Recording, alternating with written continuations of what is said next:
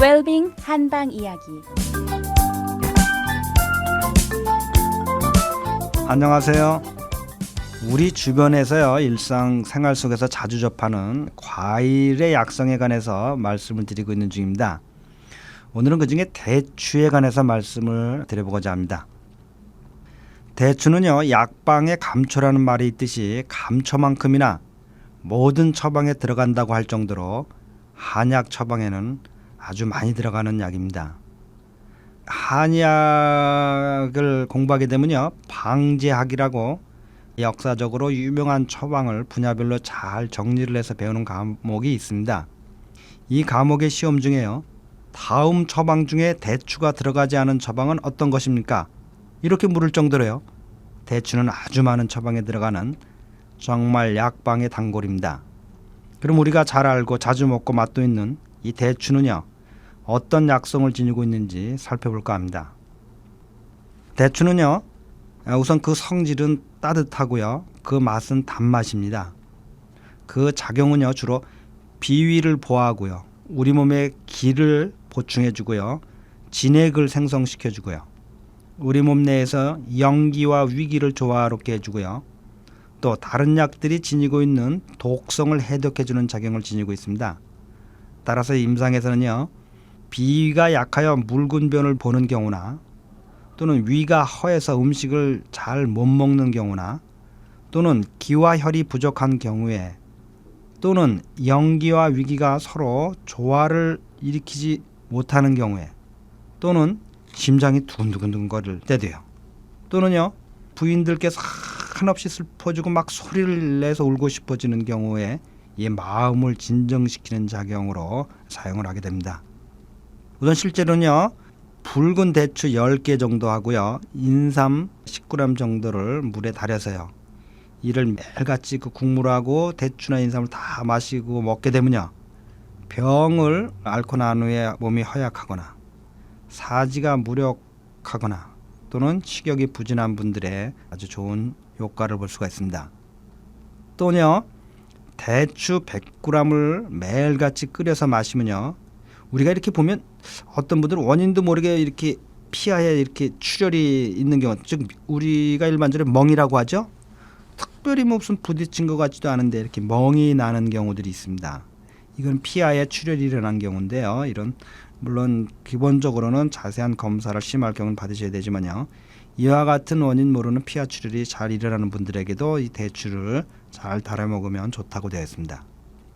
또요, 붉은 대추 10개 정도 하고요, 땅콩 껍질이요, 땅콩은 다 필요 없고요, 붉은 땅콩 껍질만 한 10g 정도를 모아가지고요, 섞어서 적당한 물로 달여서 그 대추도 먹고 그 물도 마시면요, 백혈구가 감소하는 분들에게 좋다는 겁니다.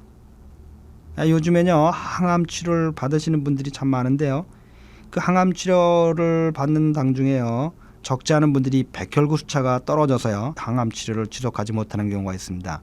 이럴 경우에 이 집에서 음식요법으로요, 보조요법으로요, 좋은 방법 중에 하나입니다. 왜 그러냐면요, 이 대추와 땅콩 껍질은 모두 붉은색이죠. 또 저희 몸의 피도 붉은색이죠. 이렇게 붉은색끼리 서로 통한다는 겁니다. 이렇게 세상 만물의 이치는요, 다 통하게 되어 있는 겁니다. 또요, 붉은 대추 10개 하고요, 6개라고 있죠. 6개. 계피라고도 하나요? 그 10g 정도 하고요.